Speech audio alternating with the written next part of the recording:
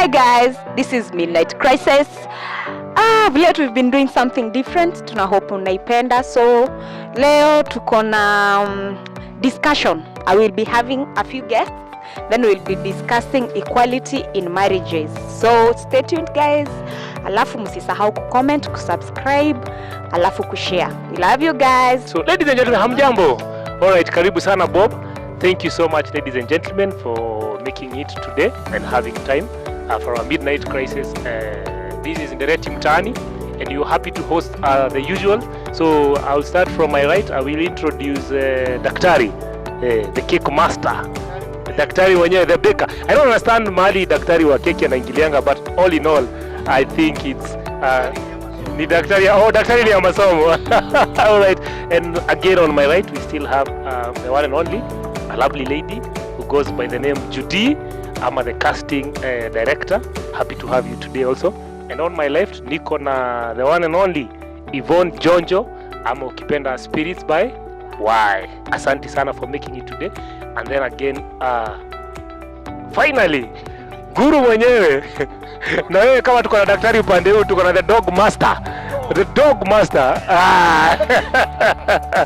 All right, who is it also in that? Bob also dealing with sijui kama watu ambao wanalisha umbwa wanajulikana kama wanafanya farming. Umbwa pia ni mfugo. Huyo sio farming. Ile kuja hiyo jina mpya ya dog master. Dog master. All right, Mr. Gabis au ukipenda Bob Kamondia. Thank you so much for making today. And again, karibuni sana, tuko live pale kwa TikTok, tuko live pia pale kwa Facebook at Dava.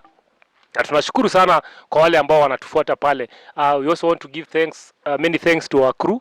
Asante na karibuni sana crew pia. Asante, mnafanya kazi nzuri. And today's topic, just as we had stated, will be on and live today. We are discussing about equality in marriage. I want to welcome you to our Midnight Crisis episode 2 with regards to bit of debates and conversation that we're going to have today. We want to understand, when you talk of equality in marriage, first and foremost, is it there? And then again, does it work? And then again, you out there, what is your take when it comes to equality in marriage? And I think with that, I'll not waste any more time. I want us to jump into it, and I think tutaanza na daktari. Let me start. Let me start with Madam Jonjo. Atueleze probably, what do you understand when we talk of equality in marriage? First of all, I don't understand what equality in marriage is, because it doesn't make sense to have, how can you have equality in marriage? One is a man, the other one is a woman. One is the head, the other one is the neck. So equality ni kusema sisi wote ni heads ama sisi wote ni necks. Like, at what point does it become equal? Because I think a man has his own assignments, na kuna kenye ameitiwa, he's the one to be the man and I'm the woman. So the woman akona njia zake. So mi sielewi ikikuja ni equality, what sense is in equality in marriage? First of all, I think there is no equality in marriage kulingana na ile life tunaishi sai, because I love how Yvonne is trying to explain it. There is the role of the man in the marriage, there is the role of the woman in the marriage. But when we come to think of these roles, right now we are sharing these roles. So I think that is where we are coming to equality in marriage. If we are sharing, okay, ile maisha tunaishi sai hakuna ati mwanaume ndiye anafanya hii, mwanamke ndiye anafanya hii. It's you and me working together to achieve something. So I think there should be equality in marriage. Yes. There should be equality. What do you understand when it comes to equality, and what do you think of the... First, my understanding of equality is being equal. That is my understanding.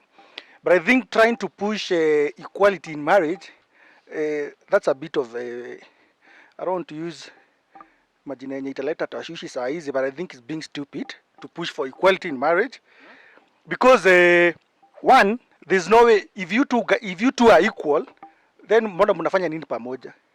There must be mwenye ako juu na mwenye ako chini. Hamwezi kuwa mko tu pamoja.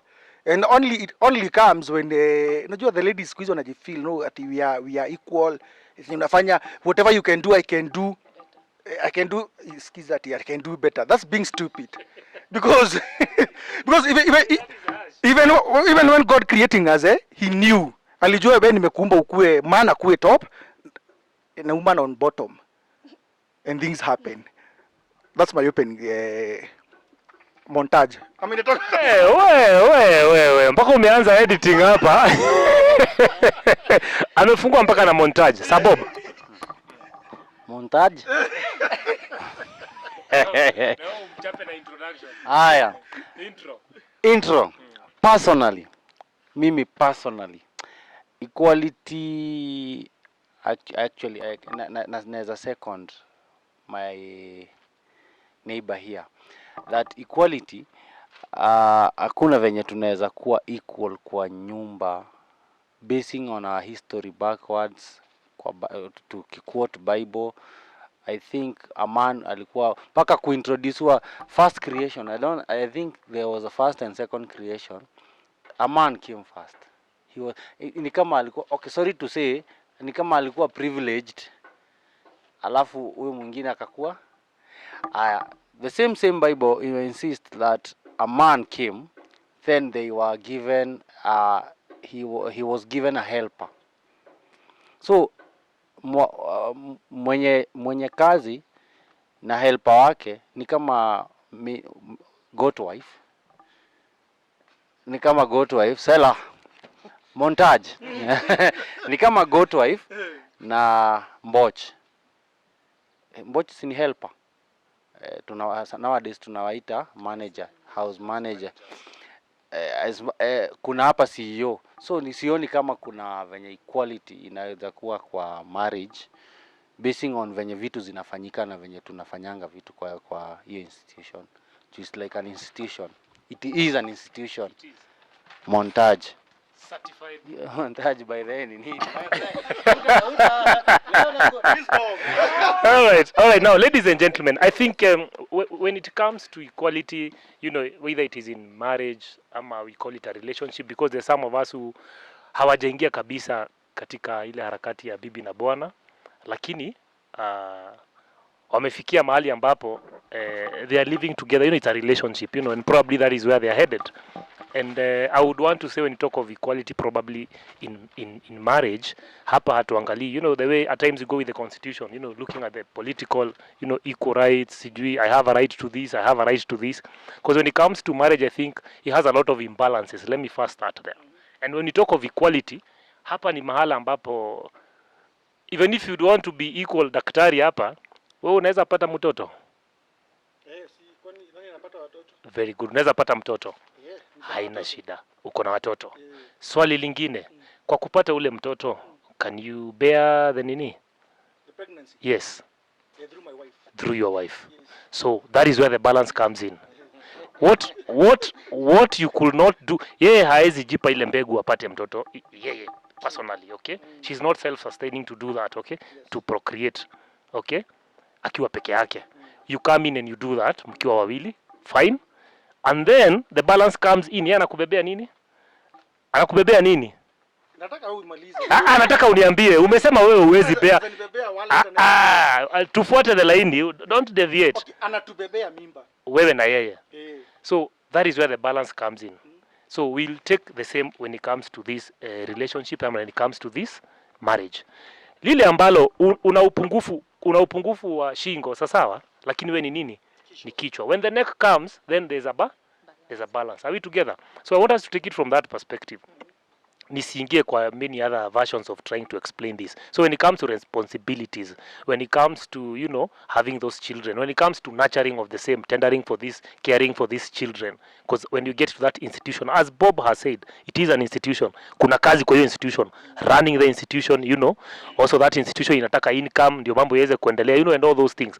So when you talk of equality in it, I want us to understand, when we talk of equality, are we looking at just being a man and a lady? That is gender first and foremost, but the balancing ikikuja biologically, hiyo tu ni X. True, whatever she can do biologically, I'm not able to do that. Okay, but when we get together, then the equality or the balance comes in. That is what I want us to understand. So now when we talk of this marriage, sasa tumeingia hiyo, tumebalance. Mimi singeweza kupata watoto peke yangu, amekuja tumepata. Sawa. I'm being called a dad, she's being called a mom, right? Hiyo balance imecreate hapo. Kuna equality sasa, anaitwa mom, naitwa dad. Iko equality Dava? Hakuna equality. Sababu wewe unaitwa nani? Na yeye anaitwa nani? So what compensates that now for you us to be equal in terms of now having that family and being in that marriage? What equates to that?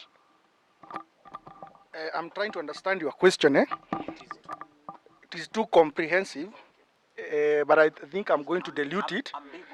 I'm going to dilute it for someone like Bob to understand, because Kiingereza umetumia mingi.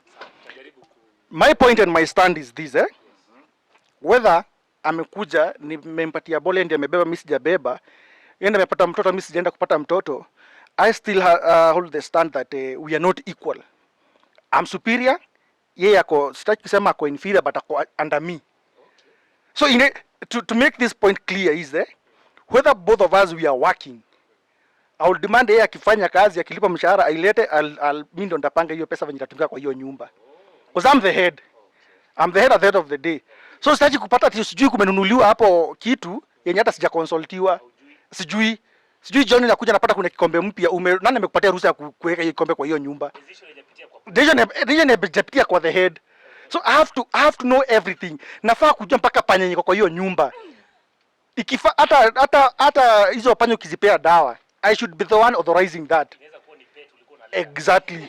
So by any chance, by any means, by all means, I should be the head, and wewe nafaa kuwa chini yangu. Anything she's doing in the house, I should come from me. If you don't agree on it, it won't be done. But for me, I don't consult anyone. Maybe God.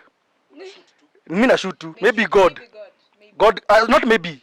God need a consult actually, not maybe. God need a consult. But anything else, mimi nikiamua nyumba tunaibomoa, tunalala kwa tent mpaka tujenge ingine. Yeah, but for her, Can you be consulted design hiyo next unaweza kuwa consulted? By who? Okay. The question is by who?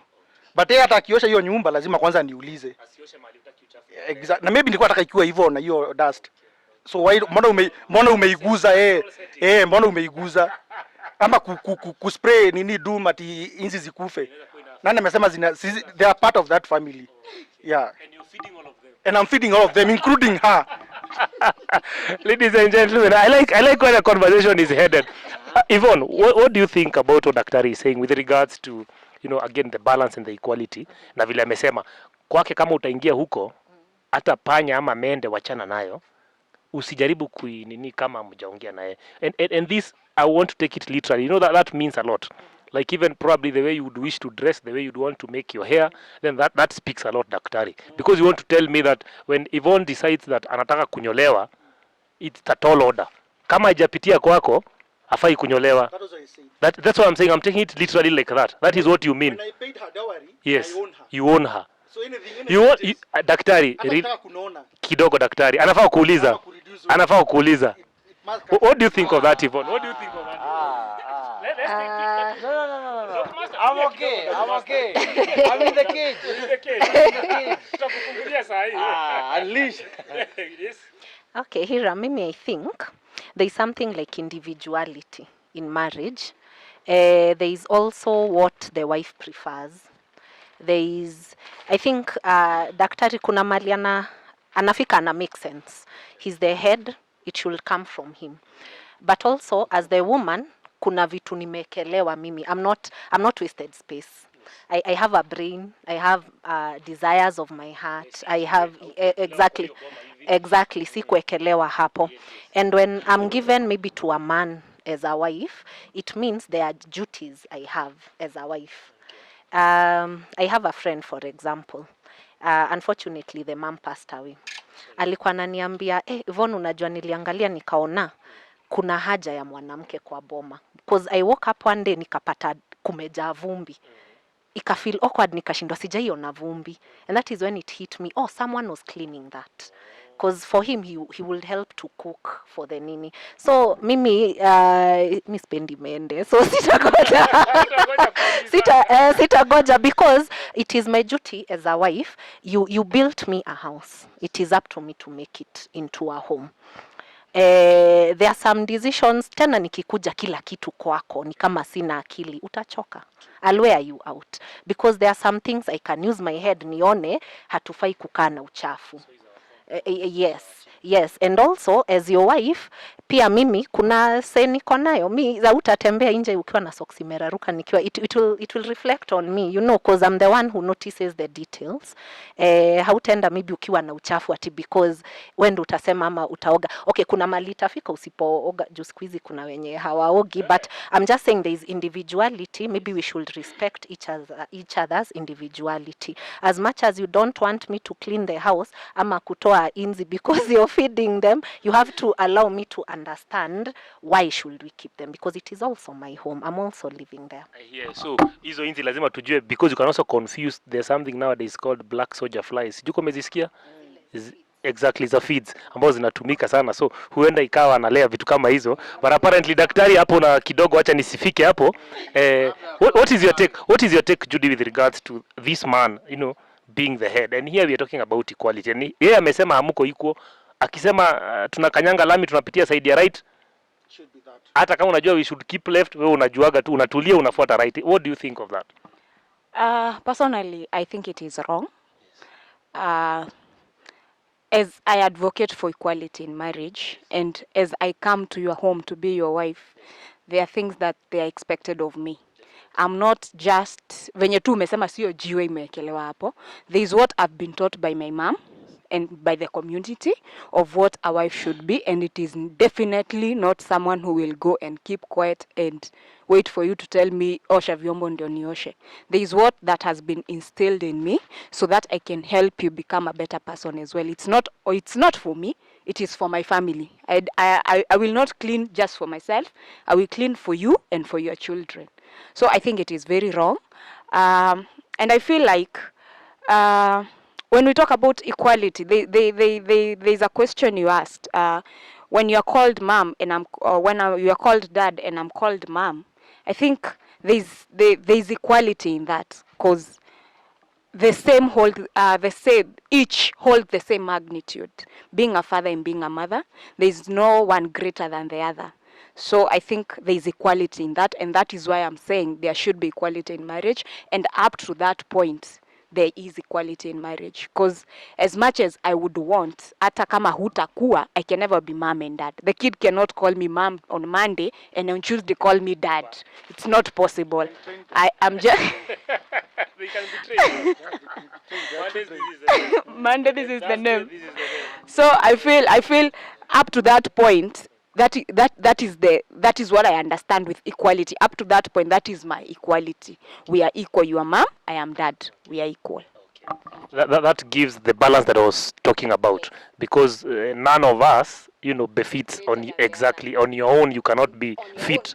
You can never do it. Others pay a lot of money to do that, okay, to just be called a mom or to just be called a dad, because unajua kuna wale hata kama anatafuta kukua mzazi atafuti just any other breed, so anasema mimi nitakulipa as long as hii breed ndio nataka, you know, uniachie uende, unajua, but whether hata ijua dad ama nini, it took the same thing you're talking about, the other gender. Okay, Bob, tukimalizia hapo, I want us to take a break. Ningependa kwanza kujua on the same, what is your take on this before we tackle it? Wisdom. Now, there's something we call power and authority.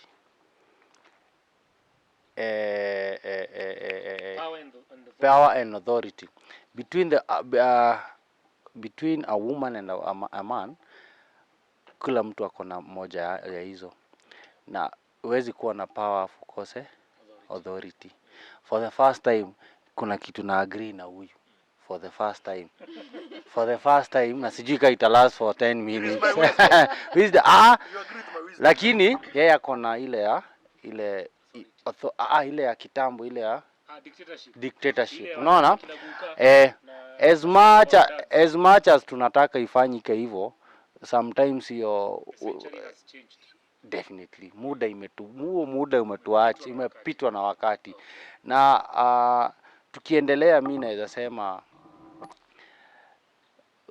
parents wenye young parents wenye wamekuja hivi, Hiram, venye mimi nakuangalia wewe, ukijiangalia vizuri, ukireflect maisha yako, umegrow na uwezi ona kitu like unaweza kuwa na tu vitu tudogo, mzazi unaona alikuleta, isipokuwa ni mamangu Venye amesema society na parents, nowadays is different. Nasema tukiangalia equality, hiyo balance inaletwa, but tena usilete dictatorship kwa hizo vitu. Kama mende ziko hapo zifanywe hivyo, alafu muonyeshe akona at least akona take kwa kuna ka democracy. Na tena usiachilie tena sana. Africans, we don't do well with democracy. Hiyo ni ukweli. Jaribu Kenya, jaribu kidogo. So at least ka dictatorship ni kazuri. Na pia udokugete about individuality.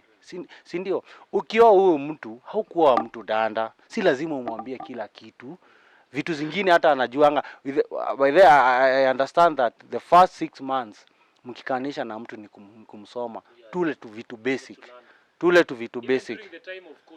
Ndio hiyo. Unajua courtship pia anaweza kataa kuwa sasa hapa ndio mnakaanisha. Choo inaletanga shida sana.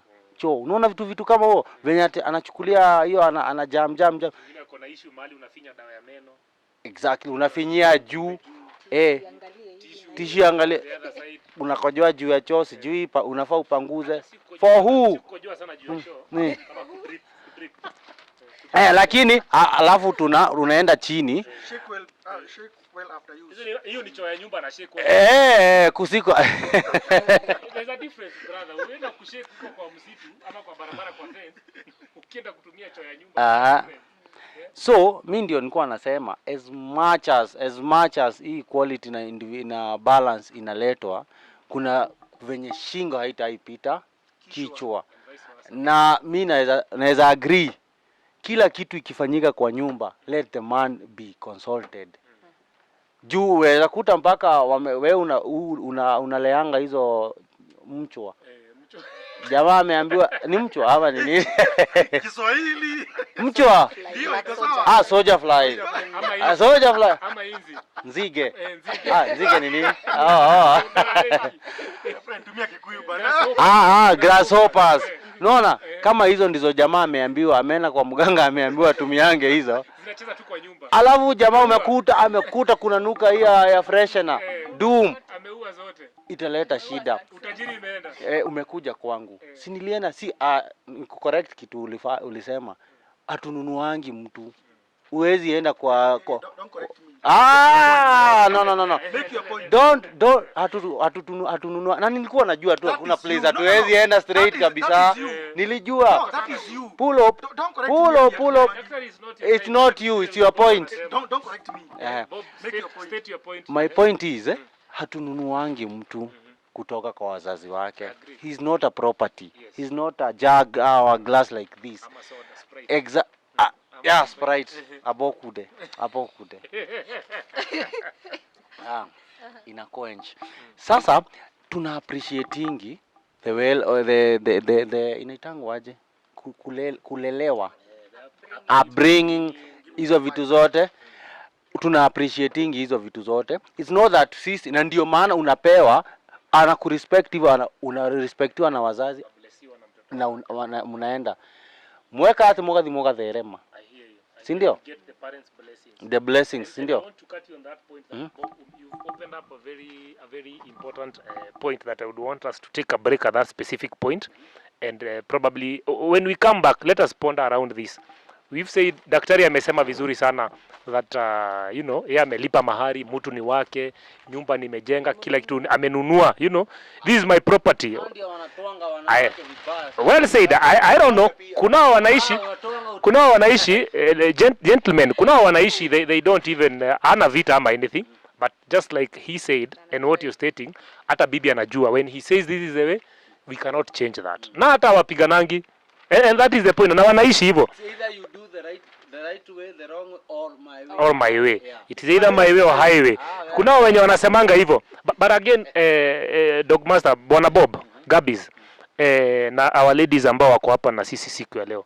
Ningependa pia uangalie we will come back when we talk of this equality, tujue how does that man benefit in this marriage and how does the lady again, the woman benefit kwa hii marriage, whether there is that equality or not. Ni benefit gani ambao tunapatana nao hususan wakati tumeingia katika ndoa, so that we also get this balance. And what daktari is saying here, ningetaka kujua hata dictate hayo mambo yote ambayo amekuwa akisema, and analyzing all that, yeye benefit kubwa anapata kwa kupata huyu bibi ama mke ama jiko ni ipi vis-a-vis yeye kumpata benefits pia yeye anafanya nini, so that we can try to strike and see where this equality is coming. I believe most of us know when we talk about unpaid work, and that has been a conversation that probably we'll pick that another time in our country. So ladies and gentlemen, it has been Midnight Crisis. We'll be back again shortly. So we'll just take a short break, and we'll be coming back. Ladies and gentlemen, asanteni sana. Let's take a break and then we'll come back to that.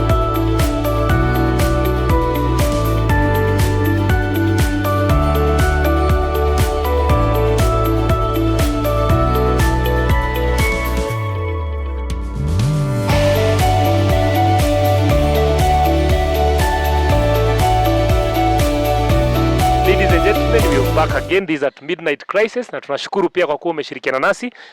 Keep on watching and keep on following. You can also share the same. You're still at Midnight Crisis. That is our link. You can follow at Midnight Crisis, and at TikTok we at Dava the Baker. Na tunashukuru sana kwa wale ambao wameendelea kutufuata, wale ambao wanaendelea watching the show. Karibu sana. We are back from a short break. At least we did have a good stretch for those who did and those who wanted the break. So we appreciate. We are back again. Where we left at it, we said that we want to understand. Daktari. Yes. Umepata jiko, umepata bibi, you have your wife. And what do you think are the benefits of having a wife? Benefits? So that before we even get into these nitty-gritties of equality, why do we even get one then? And when we come together at this institution called marriage, we said, do we have equality in marriage? So I want to understand. Yes, we are together now. What are the benefits of having the wife? And is it worth, so that we even talk of that equality again? Benefits of getting a wife, first, ni ati hautakuwa unalipia conjugal rights. That is first benefit. It is there. It is there all the time. So haulipi. That is first benefit. Second benefit, that she will give you children. Itakupatia watoto. Another benefit, around, okay, compassion, if I'm right the word. Ani mtu modo orakuiga company. Yeah, so that one is a benefit, although doesn't give her any strength to be at par with me. I think I've answered the question. Yes, you have. Can you allow me to maybe tackle another question? Ama time haiko? Yeah, just briefly, one step behind. Venye my unworthy competitor alisema, akaniambia ati we don't atununuangi bibi. That is according to him, because yeye anasema dowry you go to appreciate. I don't see how I'm appreciating you, yet you are demanding what I should give as appreciation. Appreciation inaweza kupatia 20 bob, useme kubali, junior appreciation, more than grateful. But when you now give me terms, you should give this, you should do this, yes, your appreciation. I've paid for that thing. So nimelipia huyo bibi, among my property, she's there. She's among my properties. I paid for it with my money. Sijaenda ku appreciate kwao, nimeenda nikalipa. Juu nimepatiwa demands. Lipa hii na hii, toa hii na hii, toa hizi mbuzi, toa hizi kuku, toa hizi panya. I've given all that. So I've paid. Nimenunua. But just wanted to answer him. Ndio apate some sense. On the same, Daktari and Dogmaster, when you say you're paying this, my question will be this, but that's topic for another day. When you said you've paid for this, and that's why we call it a dowry negotiation. You know, people sit, people negotiate, people talk.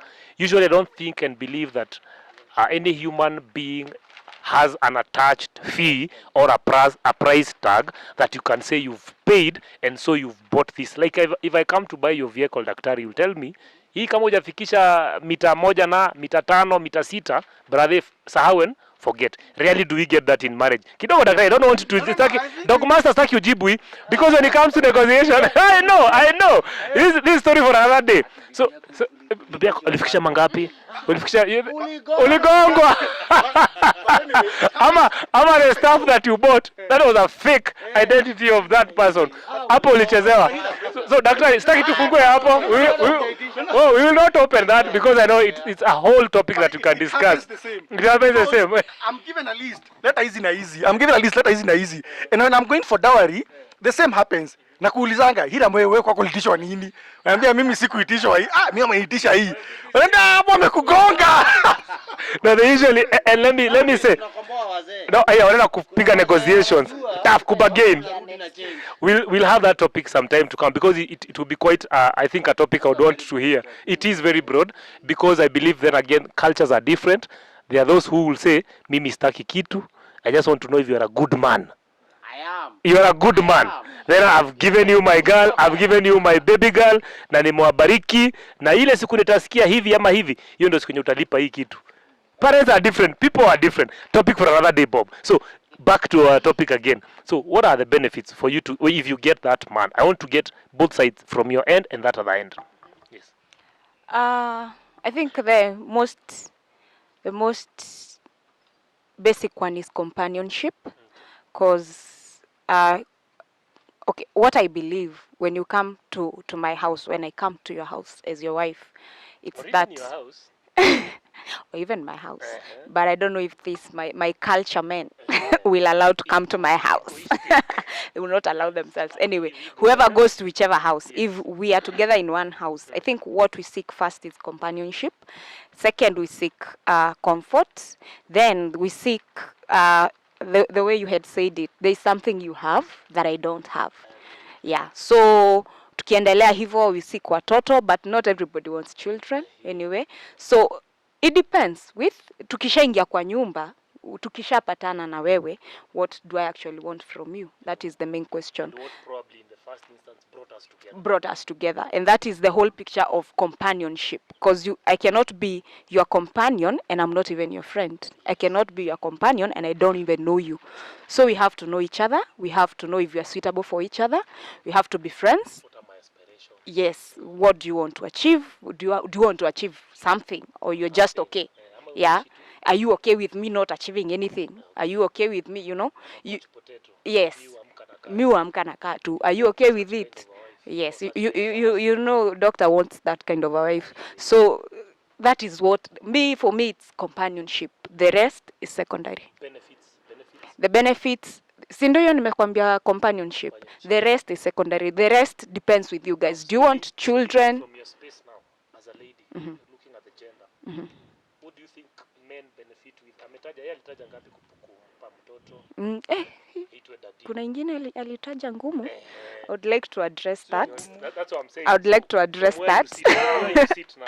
I want to get that. Alisema, okay. He said, hii kitu ulikuwa unanunua, no, you're not going to buy it. Ulikuwa unalipia, sasa haulipi. Okay, I don't get in which sense. I'm not a man. But still I want to understand, because I'm not understanding, because the same, let me just say them, the same sexual urges he has, I have. Yes. So it's not about him buying, it's about me and him, fulfilling each other, more of a barter trade. So I don't get why he's saying that hii kitu nilikuwa nanunua, and this is where we come to gender violence, because if he comes with that mind in this marriage, when I don't want it, he will force me to have it.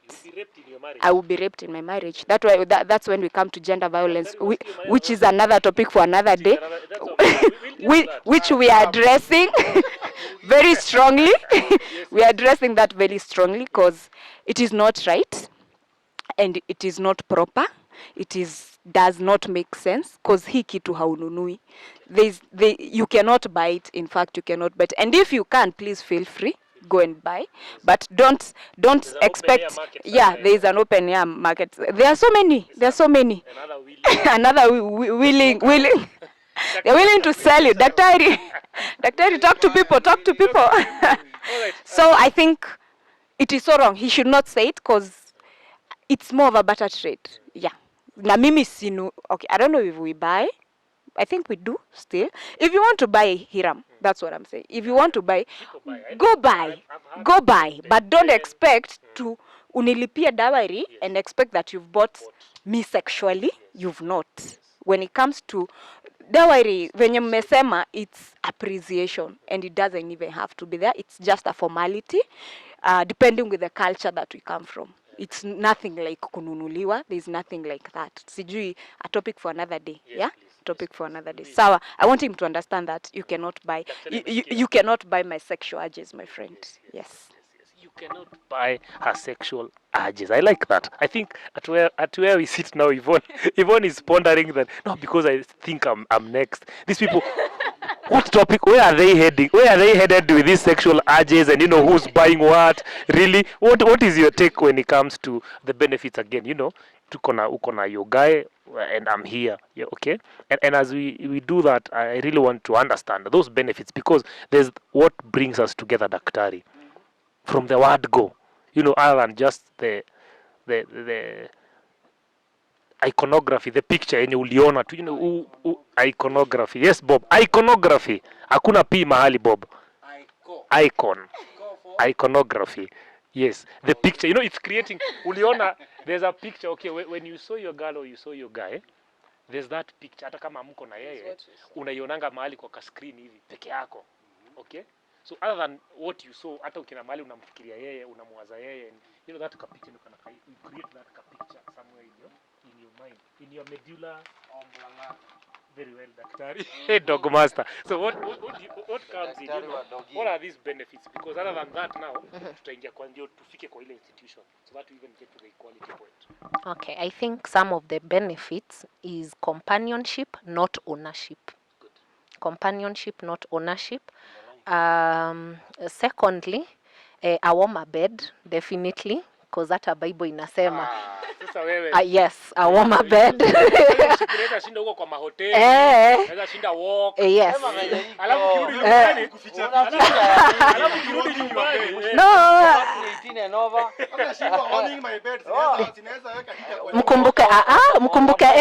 Mkumbuke April. Bed sheets were baridi hadi so a warmer bed is another benefit. I also think someone to share your deep thoughts with, because kuna vitu wezi share nje. Because kama unataka kulea hizo flies, if you don't tell me what you're thinking, I can't know. Yes, your aspirations, your dreams, and then we come together to work on them. Because even the Bible says that a cord of 3 strands is harder to break. So kukua teamwork, like we cover each other. You have my back, I have your back. Yes. You have a vision, I have a vision. How can we work together towards that vision? Because basically, point ya marriage ni procreation and continuing the creation process. So what are we creating? What are we bringing in this life? What are we adding? What value are we adding? And how can we do it together? Another benefit for me is a decision maker, because mimi I think women, we are not good at, by the time to arrive to a decision, yes or no, inakwanga ama maybe ama niache tu ama ni. So me I love a man who is inaitwa nini, who is decisive. Me can be very indecisive, so who is decisive, akisema yes ni yes, akisema no ni no. Like daktari alikuwa anasema whether it is decisiveness or not. We can bring it to discussion, but bado akitake his ground, I believe. Yeah. Yes. Yes, if that is, yes, and if he doesn't want to defend, ni sawa, kwa sababu like daktari said, the man is answerable to God. So I don't know wameambiana nini na God. So for my work is as a wife is to submit, like the church submits to Christ, and his position is to love the wife as Christ loves the church unconditionally. You see, so akisema no na akanyagi hapo, mimi nitaenda kumshtaki kwa God. Like unajua kuna vitu zingine because he's the only one who can change his mind. Sorry to put mi nitaenda kumshtaki kwa God because I don't think there is any point ya kushinda tuki-argue. Again, tuki-argue, that is another rift in our marriage. That is a colder bed. Alafu hata mnalalanisha na mtu hamskizani. I think some things are not worth kushinda mkifight for. Sometimes let him have his way. Uone venye kutaenda. Because he's the leader anyway. Yeah, of course kuna saa zingine I have to keep my ground. Unajua kuna vitu zingine sitaangalia ati mimi na watoto wangu tukiingia kwa shimo. But I don't know what he's thinking. If I go to God on my knees, I know he can help change his mind because mi spendi kuargue. Another thing I think a man benefits from a woman is I think the man sees the world as black or white, like amnanga gray area. We bring color, we bring glamour. Like I think for men, mkiona calf, nyi mnaonanga tu nyama, maziwa, venye tu itatoka biashara. But mi nikikuja nitakwambia, ona hizo eyelashes, like I'll bring out the beauty of life kwa sababu wewe uko black ama white. Again, I think when men were created, waliekwa two things: procreate and provide. Get the girl, get the money. Get the woman, get the money. I think that is how. But life is not all about those two things. So when I was made the helper, niliekelewa hizo vitu zote. So it means I see the world as wider. So me being a helper ni kukuja kukuambia, ni give other thoughts. Badala ya this or this, can we try this? Because there is an angle I'm seeing it from. Exactly. So I think those for me are the benefits. Kuna ingine nilikuwa nimezi-list down, but zimeisha.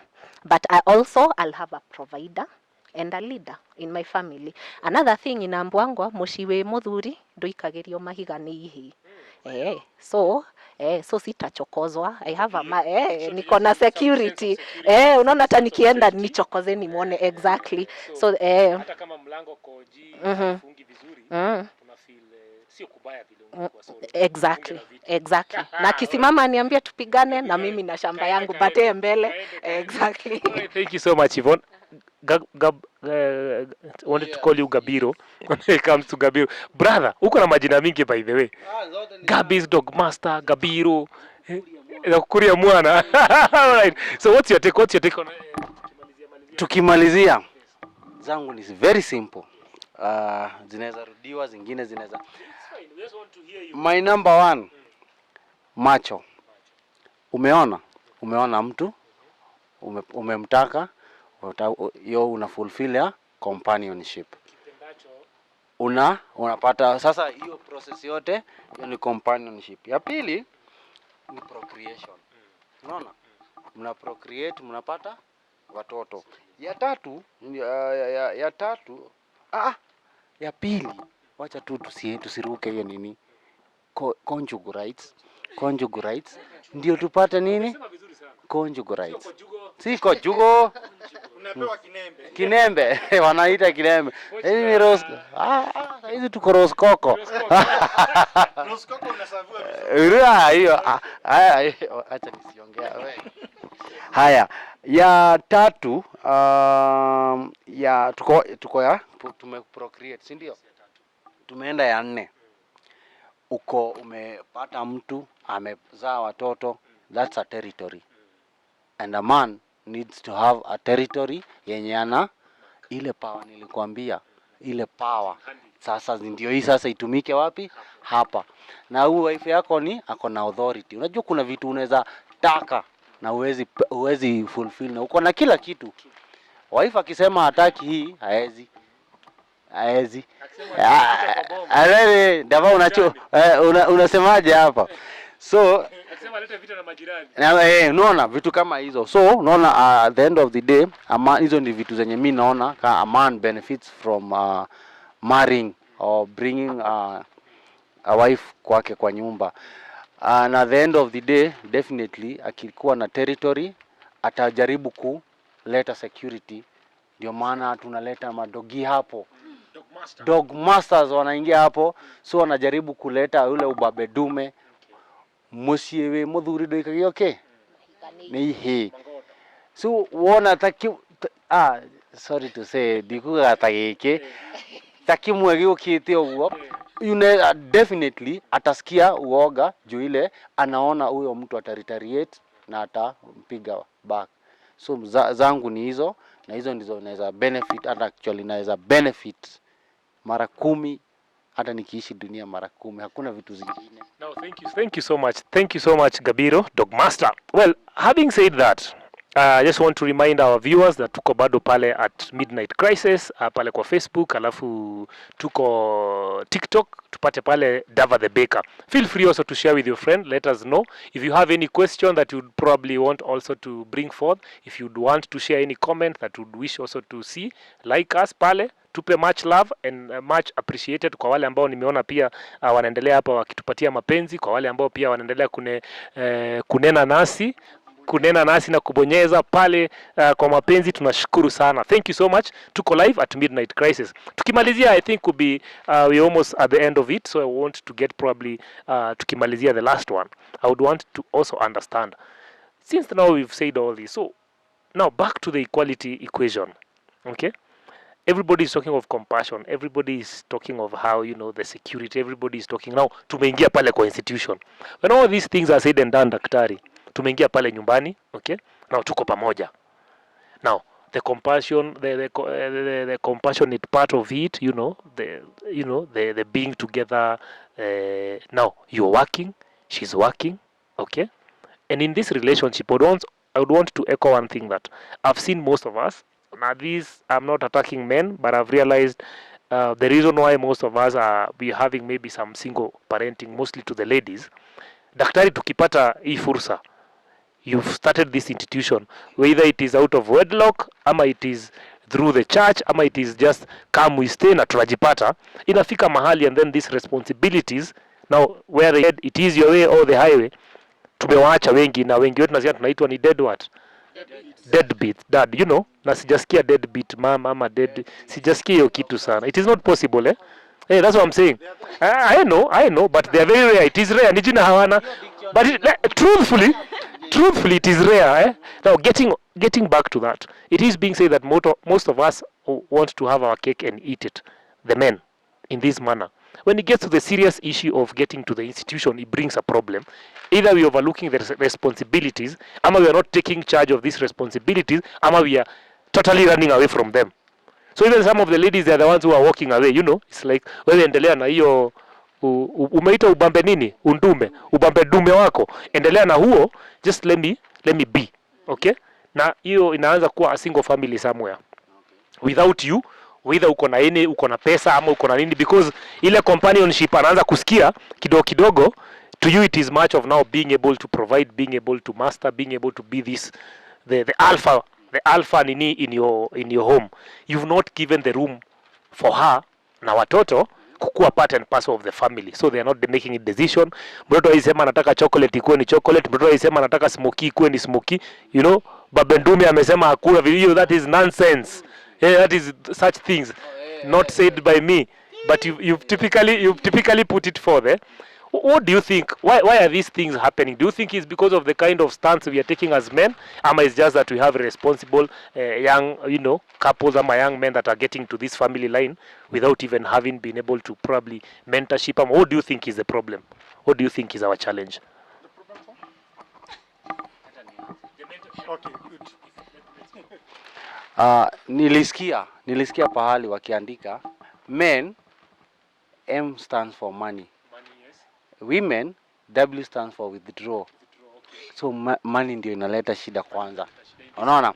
Alafu kuna hii asset ya si asset nitango aje, aspect ya sponsorship. Sponsor amekuta hawa wakiwa wawili wako sawa tu, ameona tu achukue huyu. Na ni babaka yake. Unaona? Badala ya sponsor the whole couple. Hey, imagine anachukua calf, anaacha boy child na yeye dume inaacho ikihangaika huku nje.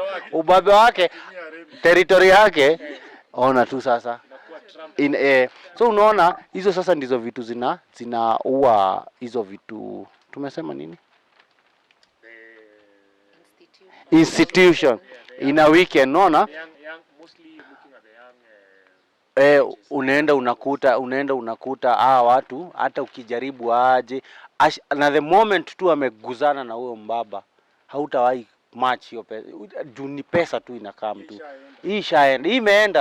Imeenda hivyo. So at the end of the day unakuta hiyo marriage nowadays, aspects za marriage na single mothers ni wengi. Marriage inavunjika na mnaona na mademu wanakuwa comfortable. Juu conjugal anapata, do anapata, anataka nini huyu? Na pia conjugal alafu anakuwa alpha female. Definitely.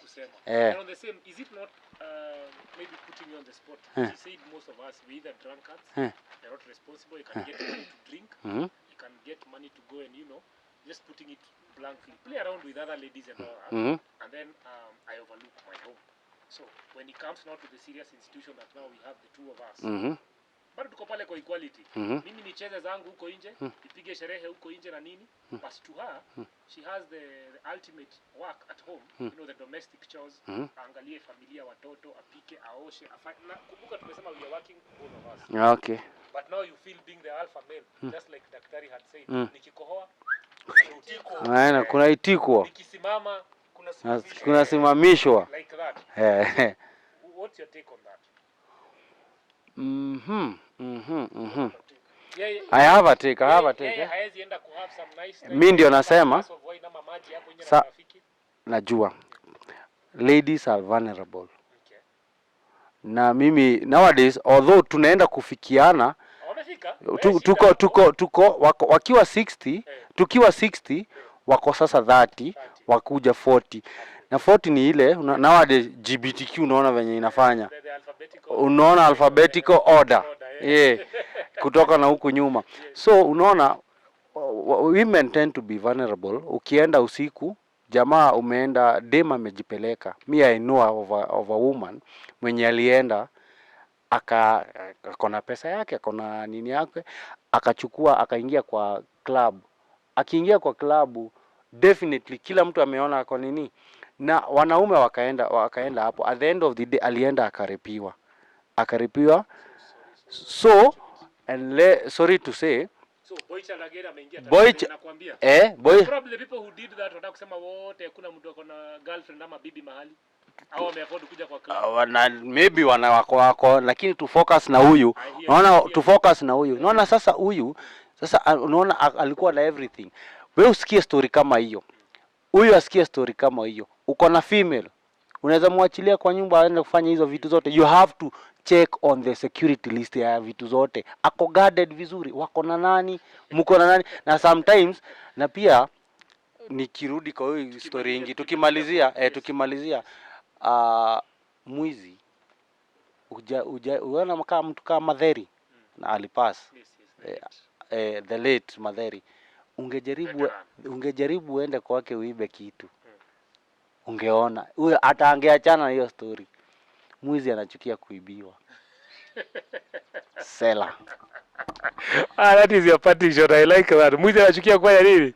So no wonder uta protect your territory. Anaenda wapi na tunajua possibilities ziko huko nje. Tunajua venye sawa. What's your take on the same tukimalizia?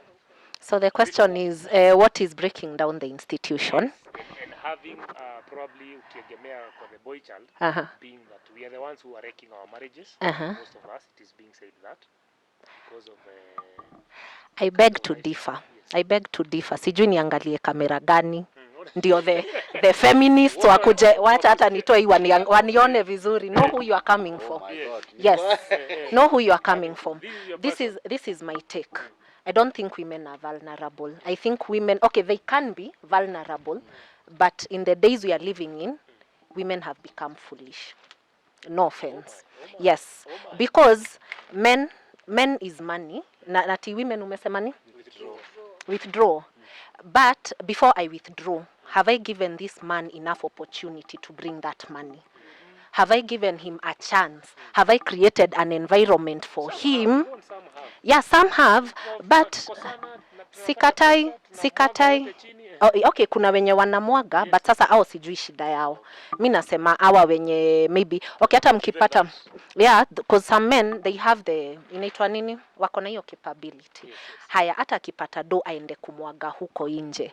Why is he doing that? What is making him do that? What is making him not stay at home with you? Because you are the woman. Alikuona, akakutaka, akakupeleka kwao, like he's the one who came for you. So at what point did it change? Akakuwa now he's running from you. Because you see Hiram, yes, as much as mi kuna kitu inanibo by the way, because it is breaking even the men. It is breaking even the men. Na ni historia gender equality, I think ili misconstruiwa. Because as much as inaambiwangwa women are the backbone of the society, tupende tusipende. Ukiangalia saizi kwa society yetu, wanawake tumekosa adabu. So even our society imekosa adabu. If I don't hold myself with respect, mwanaume atani respect aje. Because remember tumesema wanaume wananga vitu mingi kwa kichwa. Get the money, get the girl. Mimi niko na mambo mingi. So kelele nani anakuja nayo. And then there is this toxic thing. Hii kwanza ni wacha wanikujie. What a man can do, a woman can do better. What the hell? Like what a man can do, what a man can do, only a man knows. Only a man knows. Because skia, no, but listen Hiram. No, this is my argument. Yes, this is my argument. Already what a woman can do, sijaweza yote. Already I'm struggling as a woman. I'm struggling to manage my home. I'm struggling to bring up the children. I'm struggling to create an environment for my husband. I'm struggling with sijui in-laws. Na struggle na kuku, hazina, niko na chama, niko na nini. At what point do I now decipher how to be a man? Ndio I do a man better. Mimi mwenyewe sijaeza femininity yangu. Mimi mwenyewe na struggle na my own femininity. Nyanya man can do, a woman can do, but when? How? What do you know of being a man? What do you know? Because I think hiyo statement ndio unapata saizi Hiram, ndio nimesema nirushiwe mawe, utapata mwanamke ako kwa mjengo. Mimi that thing disturbs me. You are a woman na unabeba hizi mawe, hizi manine. How now? Like you are the flower. Si boy child niyo the first thing ya kuachiliwa na boy child, ulikuja what a man can do, a woman can do better. So when that boy child approached you, ulimu approach na an attitude, I can do better than you. I can be the head better than you. I can be the head. Yes, I want to compete. I want to be a better man than my man. So nini itafanya? So hiyo ndio nitafika nione hata mwanaume wangu hatoshi mboga. Wacha niende nikafanye kwa mjengo. Yet you are a woman, like you should be pretty, ka soft, flower, bring beauty. Me think kuna kazi zingine na hapo ndio mi saa zingine kidogo equality na una to let the man be the man, Hiram. I think that is what is breaking. If we can just be women in the household, be the woman. If the man is the decision, mwachie. Wewe mwenyewe una struggle na make decision. Be honest with yourself. Let him do his part as the man. Wacha kujiekelea yote. Mudomo wethi.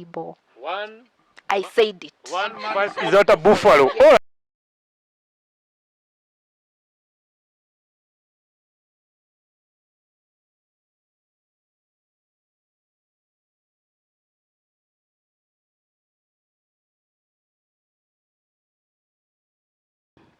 What the society have taught us.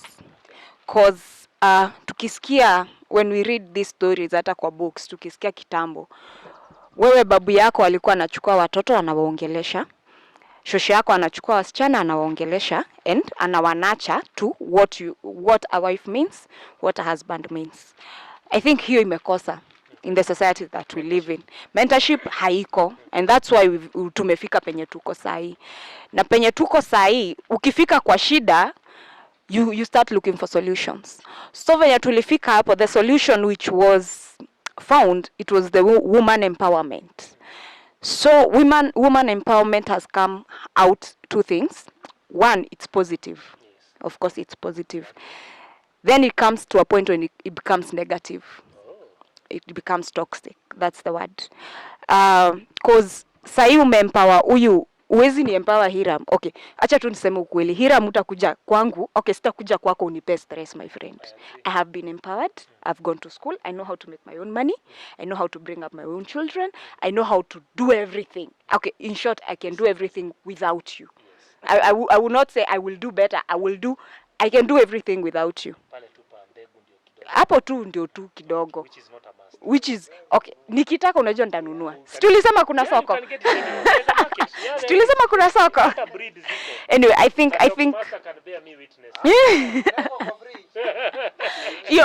hiyo ndio imekosa na hiyo ndio imepatikana, of which I don't know haria to gucokeria ruwi ruru mukaro cause it is far gone. Na hapo ndio umepata sasa mpaka tumeanza kukua na hii community ya alphabetical ndio mnaita the alphabet community, cause tena unapata Dava like a man, Dava like a man. You're not going to love this.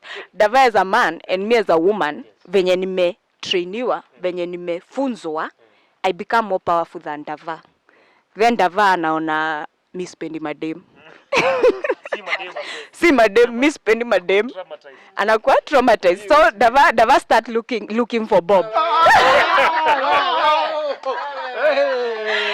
It was an example. It is an example. That's a very You're following an example. I'm looking for you. How? Mimi na mimi nikiwa mimi nikiwa Judy. Don't follow each other. Let's follow Judy. Thank you, please me. Mimi nikiwa kama Judy, I'm saying like tukiwa na Dava kwa nyumba, Dava has become so weak. Sijui kama ni community imefanya kuwe so weak. Inakuwa mimi ni mimi. The way you are saying power and authority, unapata I can only make the decision. I'm asking him, babe, tukule nini leo? Kenye unataka. No, it's a question. It's a question. Yeah, kenye unataka, unaona? The point was niulizwe alafu sasa nijibu hivyo na continue. So, na stand yake kwa hii familia inakosekana. Babe, watoto waende shule gani? Hiyo ni kazi ya wamama. Babe, kuna hiyo ni kazi ya wamama. Hiyo ni umama. Unaona? So wewe mwenyewe, you as my husband, ni wewe unani build. Where you are building me to be without you. To be without you. And that is why ikifika hata conflict unapata ni kitu kidogo tu. Unapata watu walipata tu ka text message. But since I have been looking for a way to get out of this, I take that opportunity and I explode. My dear friend akasema kuhusu sponsors. I will connect with you. Yvonne akasema sisi madam, we are flowers. We want to be treated nice. We want to be treated nice. We want to be pampered. Sasa huyu Dava, we were made to be pampered. Huyu Dava tuko na yeye kwa nyumba, aniuliza, nikimuuliza tukupike nini kenye unataka? Kenye unataka. He's not pampering me. I need somebody who is there to pamper me. Then tunapatana na Baba Dava. But Dava is so specific. Baby girl, what do you want? I want to go to the salon. How much? 1,000. Ananitumia 5,000. Seriously, Dava, pia we na akili zako zote. Nitaacha 5,000 nikuje kukubembelezea 300. Nikuje kubembelezea 300. No, it is actually ndio maana mnashangaa. Wawezi pewa my friend. Ndio maana unapata sisi tumetoka kwa hii family setup. Tumeenda kwa sponsors. Me, I don't blame ladies having sponsors. It is your life, my friend. If I want to live my life kwa hii shida yangu na 300 na Dava, na unataka kuishi maisha yako kwa ile 5,000, ni sawa. It is your life. Equality yake ameiona hapo. Yeye ameiona hapo. Anaendelea na hii familia yake lakini kuna hii yenye inaleta balance. But then I come down to the society cause Baba Dava namtumia sana. Huyu mzee mold when he comes kunikatia. Sasa hata yeye ni elder mgani wa community. You see, it comes back to the community na venye iko, it is, I blame the community totally. Na pia hawa wazazi wenye, let me just address this, hawa wazazi wenye wanalea the single mothers we have and the single fathers we have. Some of these single mothers, they are so bitter about, unajua mliachana na mtu and everything, but it is not the child's fault. You should not bring up this child to hate their father. You should not bring up this child with this bitterness. Jaribu, it is ndaitaje, children's right. Haufai ku bring out huo mtoto hivyo, because whatever you're instilling in this person ndio atakuwa. So we Hiram, ukiinstiliwa men are bad, men are bad, men are bad, sasa zenye hata utakuwa mkubwa, ukiona girlfriend utakuwa unajua men are bad. So dem yako wakitoka pale nje, mimi na nimetoka tu na Yvonne and a few friends of mine, I mentioned them, nimetoka na Yvonne na Esther, hi Esther. Tumeenda kukunywa just some wine ama some tea somewhere. We uliinstiliwa men are bad. Na we ni man, you forget that. We say men are bad. So mi hata nimeenda kukunywa chai na Yvonne na Esther, you start bringing issues. Ulikuwa umeenda wapi? Ukiniona na rafiki kama Dava hapa, what are you doing with another man? You see, hizi vitu zote, I think it comes back to society venye ina bring up wale watoto wenye wako venye ili to bring up sisi. I'm happy at least some of us we can talk about these issues. Yes, some of us are very bitter about these issues. Kuna watu tunaweza leta hapa na mjue what Yvonne is saying when akisema feminism ni nini, because hiyo ndio begu yenye alipandwa. Yeah, I think it comes back to the society, na ndio maana hizi nini zina fail. Coming back to society, hawa vijana mimi sijui wanaambiwa nini. Sijui kama wanaambiwa kukunywa ndio swag. It is not making sense. Unapata mtu asubuhi ameamka, instead akunywe chai like a normal person, anakunywa pombe. Now what is that? Mimi nitaishije na yeye, please? It is not possible. Pia kama wewe unabringiwa being a man, be a man. Mimi naambianga watu hivyo. If you are a man, please be a man. I cannot be a man and a woman at the same time. It's not even possible. Huyo amesema it's already tiring enough to be a woman. How do you expect me to be a man? So if you are a man, be a man. If you cannot be a man, tukiwa na wewe, it's either the what or the highway. My way or the highway. If you cannot be a man, sijui tunaambiana nini. I can't add on itoe kitu daktari. Akimalizia hapo our last yeah, my parting shot. I want to take a quickie. Now on the topic, I think hii mambo ya equality nikianza nilisema that's being nonsense. Hiyo ni stupidity of the highest order. Okay. It is. Because the man is the head and the woman ako chini. Chini ya man. And that's how we reproduce. Akiwa chini nikiwa juu. That's how we reproduce. So the second thing, hii mambo ya equality, first to wakama out clearly tu. Wanataka kutukalia. Hiyo tu ndio, hakuna ati equality, tunataka ati equality au sijui nini. They just want to sit on us. Wanataka kutukalia. Which haiwezekani. Some of us wenye tumebaki, senasi ya mau. Hatuwezi kubali. Hatuwezi kubali. So I'll just say it again. It's my way of the highway. Nyobalindra uga. So Judith hapa nasema sijui ati kwanza hii issue ya being a single mother, and I don't have anything against single mothers. Wenye wamejipata hiyo, yeah, wenye wamejipata hiyo situation, juu ya situation imewapush hapo, I have nothing against you. I actually respect you. But there are others who feel siwezi kanisha na huyu mtu because haniallow nikuwe mimi, because being you unataka uende out, sijui uende ufanye nini just because you are earning. Tuna earn maybe hata na earn nyingi kuliko, ama it's not a matter of the amount, but just because you have your own money, una feel now, hey, I'm empowered. Like my and all the sister hapa anasema ati being empowered, nimeempariwa. Umeempariwa na nani? Who empowered you? No, who empowered you? Who empowered you? That's stupidity. So at just me feel because mimi niko na kapesa, I'm being paid now ka 15,000 hapa. What is that?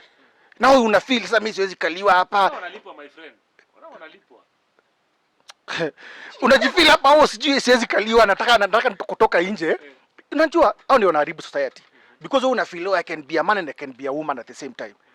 So you pass it on. Ndio kuna shida na wao.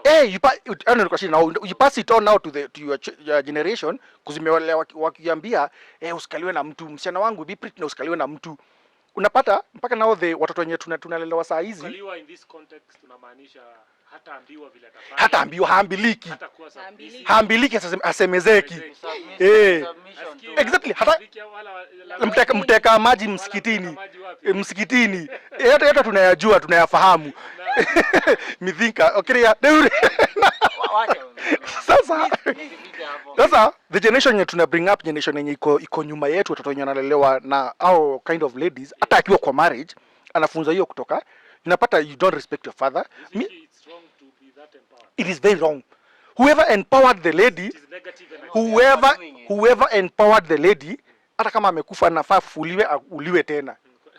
That hapo ndipo tulikosea. Because ukiangalia judging from our history, kitambo a man lived like a king. He is. Ako pale watu kikaona watu kaona mudhuria athamara ethome musimo yimogetiko. Thaici kiria guthamara one hau. No one is responding to you. No one is responding. Exactly. You know, kitambo tukilelewa sisi, most of us hapa tukilelewa, you could tulikuwa tunajua kuna kiti ya baba in the house. Hiyo ni kiti yake. Hata kukiingiwa, hata kama kuumana na fellowship ya church, mzee ameingia, hata kama ni pastor amekalia hapo. Hata kuku hizo. Enda ukae pale. Jo unajua hiyo kiti, who owns that? Hata kuku hizo za kuishi. Saizi inaonyesha mtu akona kiti kwake, a man. Ona akora kia kuikarete hau. Hauna na venye na kuheshimu. Ogathigo saria ha guikara. You don't have your space. Actually, the other day I was saying a man Which comes to unaona venye amesema kuna kiti saa hii hakuna kiti. What are you doing about it? What you doing? Wewe unalea aje your son? That's not what I am doing me. Me I'm bringing back that. Kiti yangu ni yangu. Sasa nikasema it's my way or the highway. Odo othe rekeka nyumba iyo I have to be consulted. Judy said about unaulizwa about tupike nini, nasema tu chenye utapika. Now I wanted that. The question nikijibu hivyo now go now cook your things. Diuruge kidokwenda but just first ask me. Niulize watoto waende shule. Exactly. Uniulize watoto waende shule gani? Nikwambie hiyo ni kazi ya mama. But just ask me. Now go look. Bora nimeulizwa. Na bado le kiuge korugo no kugatiriri tikiega. Because our roof is going. So I think mine just said I wanted to be short. It's just that the ladies and the women we have nowadays, the only thing wanataka kutukalia, which is not possible. So let everyone stick to their lane.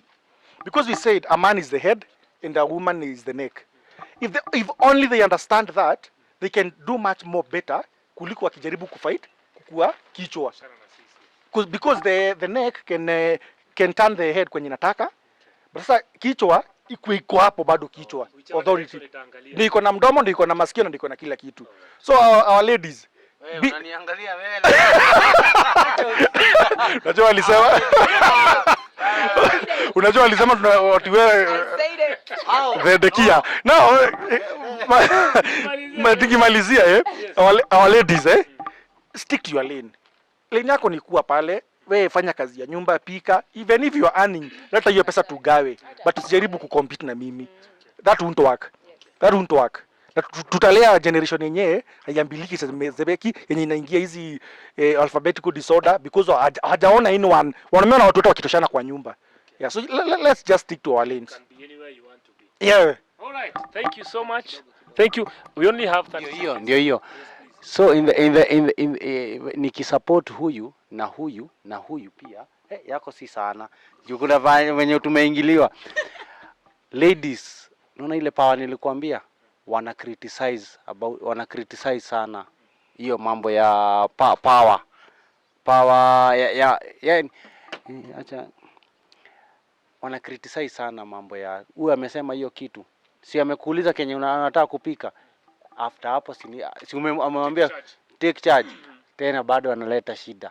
Tunaona hiyo kusumbuana hizo ndio hiyo nikaa criticize power ya huyu jamaa venye iko. The other thing, men tunataka teachable wives. Ukioa ulioa mtu si amesubmit, pia ni mtu teachable. Umemwambia hapa, ile ulikuwa unasema mambo ya decision making na nini, tunakuanga tumepewa hiyo na Mungu, hiyo naturally tunakuwa tumepewa hiyo na Mungu, na ndio maana tunahitaji mtu akisubmit alafu ni teachable. What a world, what a world. Seller. I love that, Bob. I love that. What a world, and people are teachable. Hoping even us is vice versa. We also need to listen, and probably we can learn. No, nobody. It's a know-it-all. Nobody is a know. Regardless whether you say you are way or you are or highway. Exactly. But truthfully, as my parting shot, because I think we only have 1 minute to kimalizia, and members, just to say, remember we are at Midnight Crisis, and live pale at Facebook, tuko pale at Dava. Alafu tukiingia pale tunajipata tumeingia kwa TikTok, Dava Cake, the Cake Master. Sawa sawa. Na tukiendelea hapa, when tunataka kumalizia, I would want to say that you've heard what the panelists were saying, you've heard the conversation, and I believe you've heard a candid one. And it's a free world, but I believe at the end of the day we have a community, we have a society. When everybody is speaking here, I'm looking at what we call moral decadence, because I believe there are norms that zimepitwa na wakati. When it comes to the things that I've tried to decipher from most of them, there are things that like gender roles, you know, when you talk of benefits, when you talk of me as a man, I say this and people follow. I think there's so much that has been happening in our community and we've lost track. Because some time back, moral decadence was an issue whereby our parents would really look into that. You know, any young man, any young girl kwa barabara, atafuata, akikuta mnacheza kwa barabara, you know, the respect used to accord our women, whether it's your granny, ama it's your mother or auntie just passing by, ata jirani. Things have changed. Just someone. Anyone elderly, you know, above your age, you know, whether you're a peer, you're a teenager, or things have really changed to that. I would also want to echo that. But I think that has affected what we are seeing now. And when I'm talking of moral decadence, it's something that particularly we have seen it may affect this generation that we have nowadays. So I believe we'll be keeping in touch. We'll have more conversations, please. And if you feel there's a topic that you'd wish to see us handle, kindly feel free to share with us and we'll be happy to tackle that. So it is at Midnight Crisis. Thank you for the day. It has been a lovely one. And me, I've been your host today. My name is Hiram T. Kemodo from True Sounds Entertainment, and I'm happy to be part of this very able friends and educated and learned friends. Thank you so much for the day. Mungu wabariki and empowered. And most importantly, the dog master and daktari. So Yvonne, we're very happy. So is Madam Judy, mbarikiwe sana. Until next time, stay tuned kwa YouTube, Midnight Crisis, and still at TikTok. Endelea kutufuata pale at Dava the Cake Master. Alafu kwa Facebook, Midnight Crisis again. KE. Midnight Crisis, KE. Thank you so much, and we're very happy. For example, I spare an example.